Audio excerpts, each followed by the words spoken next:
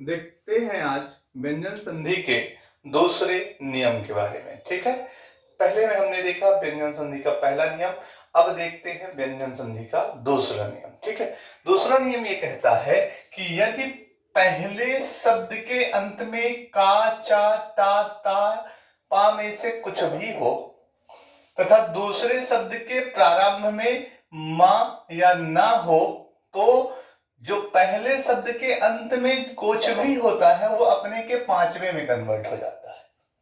ठीक है, ये नियम है दूसरा। तो जैसे मैंने एक उदाहरण लिखा, जगत मिथ्या। क्या लिखा? जगत मिथ्या।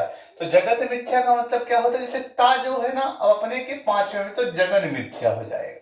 ठीक है, एक उदाहरण और आपको बताते हैं। जैसे मान लीजिए आ जाए विराट और प्लस एक आ जाए आपका नगर, तो टा में क्या आता है? टा, ठा, डा, ढा, अड़ा। तो ये क्या हो जाएगा? विराट नगर। ठीक है, ये आपको याद रखना है। जैसे मान लीजिए एक आ जाए आपका कि उत प्लस नयन, तो ये क्या हो जाएगा? ता किस में जाएगा? ना में, तो ये हो जाएगा उन्नयन। ठीक है, फिर जैसे आ जाएगा उत प्लस नति, तो बराबर हो जाएगा उन्नति। ठीक है, ये आपको तरीका याद रखना। ठीक है, तो ये दूसरा रूल हो जाता है आपका कौन सा? व्यंजन संधि का। उसी में अपन देखते हैं कि व्यंजन संधि का एक है आपका रूल या नियम, थर्ड नियम क्या कहता है इसके बारे में अपन देखते हैं। ठीक है, यदि मान लीजिए पहला, दूसरा और तीसरा, तीन स्टेप बांटिए। पहले शब्द के अंत में मां आ जाए। क्या आ जाए? पहले शब्द के अंत में मां आ जाए तथा दूसरे शब्द के आरंभ में, दूसरे शब्द के आरंभ की बात करते हैं कि यदि पहले शब्द के अंत में क्या आ जाए? पहले शब्द के अंत में मां आ जाए और दूसरे शब्द के प्रारंभ में का से भा तक कुछ भी आ जाए। क्या बोला? पहले शब्द के अंत में मां आ जाए तथा दूसरे शब्द के प्रारंभ में का से भा तक कुछ भी आ जाता है, तो वह क्या हो जाता है? यहां पर जो तुम्हारा मां होता है, तो मां जो होगा वो किस में कन्वर्ट हो जाएगा? तो अंग में कन्वर्ट हो जाता है, या आपको जैसे अंग की मात्रा होती है ना, इसमें कन्वर्ट हो जाएगा, या बदल जाएगा, परिवर्तित हो जाएगा। ठीक है, जैसे आप लोगों ने देखा किम प्लस कर, का से भा तक आया कि नहीं आया? तो ये हो जाएगा किंकर। क्या हो जाएगा? किंकर। ठीक है, फिर उसके बाद जैसे मान लीजिए शम प्लस धी बराबर हो जाएगा संधि। क्या हो जाएगा? संधि। ठीक है, संधि अपने आप में व्यंजन है, देख लीजिए। ठीक है, उसके बाद जैसे मान लीजिए आपने पढ़ा शंकर। ठीक है, तो आप पढ़ेंगे शम प्लस कर, तो क्या हो जाएगा? शंकर। ठीक है, उसके बाद जैसे मान लीजिए कुछ भी, तो ये आपने देखा। और जैसे मान लीजिए संग्राम, तो शम प्लस ग्राम। ठीक है, जैसे शुभंकर। ठीक है, तो क्या हो जाएगा? इसमें शुभ धन अंकर ना कर देना। ठीक है, तो यहां पे क्या हो जाएगा? शुभम प्लस कर, तो क्या हो जाएगा आपका? शुभंकर। जैसे मान लीजिए संघनन, क्या हो जाएगा? संघनन। तो जैसे क्या हो जाएगा? सम प्लस घनन। ठीक है, तो इतने सारे एग्जाम्पल जब आप देखेंगे तो आपका क्या हो जाएगा? आपका यहाँ पर खत्म होगा व्यंजन संधि का तीसरा रूल। अब इसमें और बहुत सारे उदाहरण है, जैसे आप बना लीजिएगा संजय, सम प्लस जय, परंतु। ठीक है, परम प्लस तू। ठीक है, उसके बाद आप बनाइएगा दिवंगत। ठीक है, तो दिवम प्लस गत। जैसे बच्चे चंचल होते हैं ना, तो आपका क्या हो जाएगा? चम प्लस चल। जैसे आप लोगों का सबसे ज्यादा हिंदी में टफ होता है अलंकार, अलम प्लस कार। जैसे मान लीजिए आपका आ जाएगा भयंकर, तो भयम प्लस कर, तो ये कुल मिलाकर के आपका ये कौन सा नियम हो जाएगा व्यंजन संधि का, तो ये व्यंजन संधि का आपका हो जाएगा दूसरा नियम। ठीक है, इसको भी आप याद कर लीजिएगा। अब अगला देखते हैं व्यंजन संधि का, दो नियम हो गया। अब तीसरा नियम देख, तीन हो गए नियम, अब चौथा नियम आपको व्यंजन संधि का बताते हैं। ठीक है, 4-5-7 नियम आपको बता देता हूं जिससे आपको व्यंजन संधि गलत ना हो। ठीक है, तो यदि मान लीजिए यहाँ पे पहला स्टेप हो गया, दूसरा स्टेप हो गया, दो स्टेप की बात करते हैं। यदि पहले शब्द के अंत में मां आ जाए, ठीक है, यदि पहले शब्द के अंत में मां आ जाए और दूसरे शब्द के प्रारंभ में भी मां आ जाए, तो ये क्या हो जाता है, तो यहां पर ध्यान रखिएगा, तो मां का द्वित्व हो जाता है। तो यहाँ पे जो मां है, मां का क्या हो जाता है, द्वित्व। द्वित्व मतलब होता है आधा मां और पूरा मां वाली कंडीशन हो जाती है। जैसे मान लीजिए कि आपने लिखा शम प्लस मति बराबर हो जाएगा सम्मति। ठीक है, कौन सा हो जाएगा, शम प्लस मति बराबर क्या हो जाएगा, सम्मति। ठीक, जैसे मान लीजिए आपने लिखा सम प्लस मेलन। ठीक है, आपने लिखा सम्मेलन, तो क्या हो जाएगा, सम प्लस मेलन बराबर सम्मेलन। ठीक है, याद रखिएगा। जैसे मान लीजिए आपने लिखा सम प्लस मोहन, तो ये क्या हो जाएगा, सम्मोहन। ठीक है, तो ये आपका एक रूल यहाँ पर खत्म होता है। ठीक है, एक रूल और आपको बताता हूं। ठीक, एक रूल, ये नियम आपका जो था नियम 4 था। अब एक नियम व्यंजन संधि का नियम 5 बताता हूं आपको। पांचवा नियम भी आप इसको देखिएगा। ठीक है, पांचवा नियम ये कहता है कि यदि पहले शब्द के पहला दूसरा बना देता हूं, फिर तीसरा भी लिख देता हूं। ठीक है, 3 स्टेप में आपको व्यंजन संधि सीखना है। पहले शब्द के अंत में मां आ जाए, क्या आ जाए, मां आ जाए, और दूसरे शब्द के प्रारंभ में या, रा, ला, वा, शा, शा, हा, ठीक है, और ये वाला शा भी आ जाए। ठीक है, तो ये क्या हो जाता है, ये चीजें जो होती हैं इक्वल टू करके ये किस में कन्वर्ट हो जाती है, तो आपका अंग में कन्वर्ट हो जाती है। ठीक है, जैसे मान लीजिए आपने लिखा शम प्लस जय, सॉरी, तो हाँ सन प्लस जय भी लिख सकते हो, तो संजय हो जाएगा। लेकिन ये तो अपन जा वाला फार्मूला नहीं पढ़ रहे, या वाला पढ़ रहे हो ना, तो अपन का फार्मूला ये क्या हो जाएगा, सम प्लस यम बराबर क्या हो जाएगा, संयम। ठीक है, वो फार्मूला अलग चलेगा, तो सम प्लस यम बराबर संयम।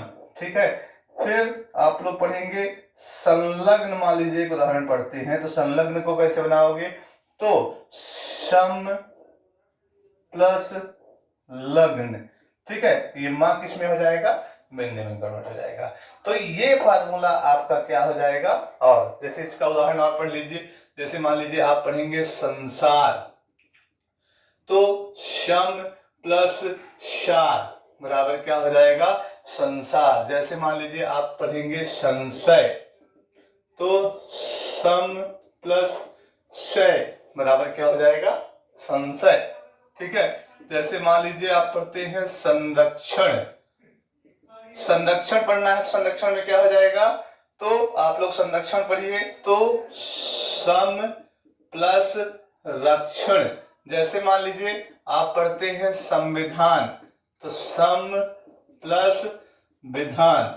मान तो आपको याद रखना है कि संविधान कौन सा व्यंजन है कि स्वर है, संयोग, सम प्लस योग। तो ये आपको उदाहरण याद रखना है। जैसे एक उदाहरण आपका हो जाएगा संलाभ, ये सब सम प्लस लाभ। तो ये नियम 5 के सारे उदाहरण, इनको भी मेंशन कर लीजिए आप लोग। ठीक है, इसको भी नोट कर लीजिए। तो ये आपका व्यंजन संधि का एक और फार्मूला हो गया। फिर अगला फार्मूला, अगला रूल सुनिएगा, व्यंजन संधि का एक और रूल है,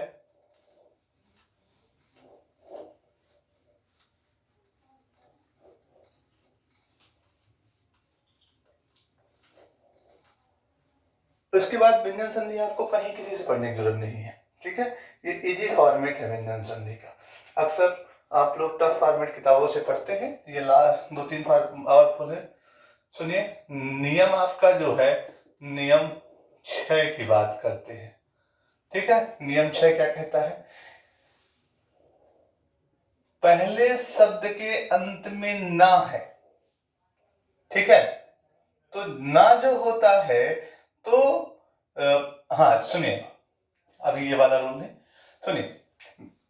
यहां पर ये जो रूल है, तो जो ना है ना अणा में परिवर्तित होगा। किस में परिवर्तित होगा? ना अणा में परिवर्तित होगा, ठीक है। यानी यहां पर मान लीजिए ऐसा हो जाएगा कि पहले शब्द में यहां पे प्र वाले क्वेश्चन आएंगे, ठीक है। और दूसरे शब्द के अंत, पहले शब्द के अंत में यहां पर अगर बात करेंगे तो कुछ भी रहे फर्क नहीं पड़ेगा, लेकिन दूसरे शब्द की शुरुआत अगर होगी तो वहां पर ना से अगर चीजें आ रही हैं, ना वाली चीजें जो होंगी वो अणा में कन्वर्टेड हो जाएंगी, ठीक है। जैसे मान लीजिए आपने एक उदाहरण पढ़ा प्रणेता, ठीक है। तो प्रा प्लस नेता क्या बना देंगे? प्रा प्लस नेता, यानी प्रश्न वाले क्वेश्चन की भी यहाँ पे बात हो रही है, प्रा से शुरुआत वाले क्वेश्चनों की बात हो रही है। अगर यहाँ पे आ रहा है कुछ भी ऐसा, तो जैसे मान लीजिए प्रणेता, जैसे प्रणाम, प्रा प्लस नाम, ठीक है। तो जैसे परिणति, तो परि प्लस नति, ठीक है। ये हो जाएगा आपका। जैसे मान लीजिए प्रणय, तो प्रणय क्या हो जाएगा?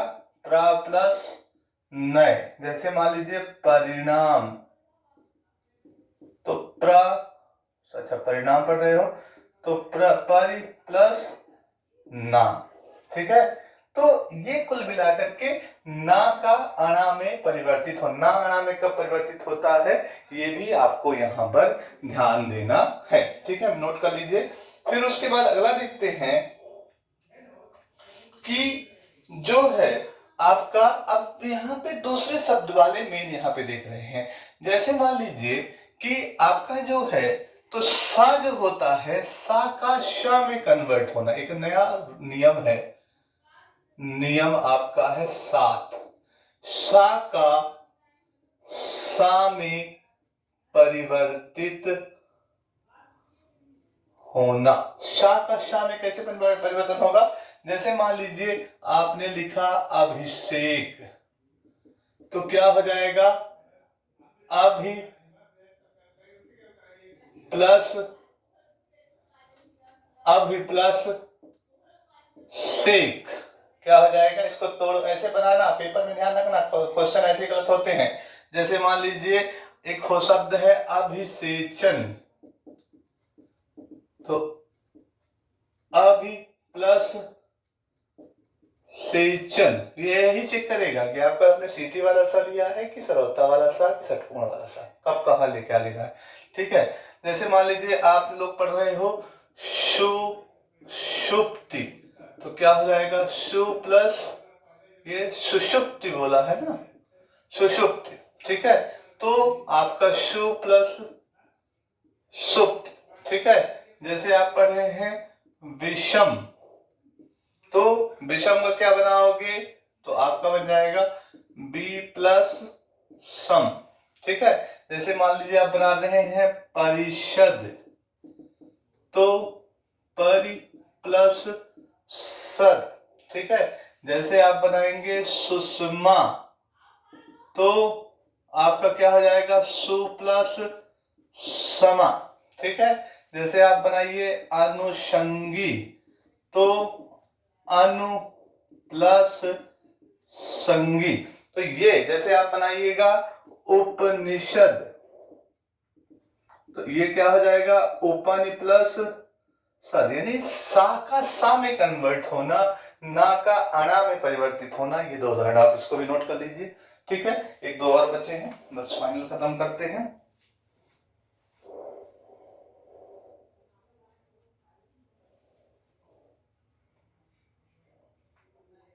ठीक है। जैसे मान लीजिए कुछ महत्वपूर्ण चीजें और हैं, एक आध टॉपिक और बता देते हैं तो आपका कंफर्म हो जाएगा। ठीक है, सुनिए।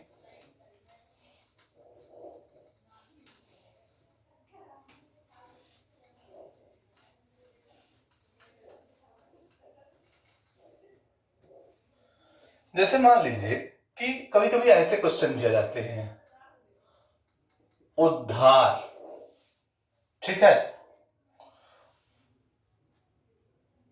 उद्धरण, ठीक है, पद्धति, ठीक है, ऐसे क्वेश्चन आ जाए तो ऐसे क्वेश्चनों में क्या करना है कि ये जो होता है उत प्लस हार, क्या हो जाता है, उत प्लस हार, ये क्या होगा, तो उत प्लस हरण, ठीक है। इसमें क्या हो जाएगा, पद्धति की अगर बात करते हैं तो इसमें क्या हो जाएगा, पत प्लस हाथी। तो ये जो हा है ये धा में कन्वर्ट हो जाता है आपका, ठीक है ना। दा के साथ किस में कन्वर्ट हो जाता है, धा में, यानी ता अपने वर्ग के तीसरे में चला जाता है और उसमें ये जो हा है ये धा में कन्वर्ट हो जाता है, ठीक है। ऐसी कहानी होती है। और इसी व्यंजन संधि का लास्ट एक फार्मूला देखते हैं जो सबसे ज्यादा अपने को पेपर में याद रखना है कि यदि पहले शब्द के अंत में ता या दा आए, पहले शब्द के अंत में क्या आए, ता या दा आए, तथा दूसरे शब्द के प्रारंभ में ध्यान रखिएगा चा, छा, जा, टा, डा, ला और शा आए, ठीक है। तो ध्यान रखिएगा इस सा को ना भी लिखेंगे तो चल जाएगा।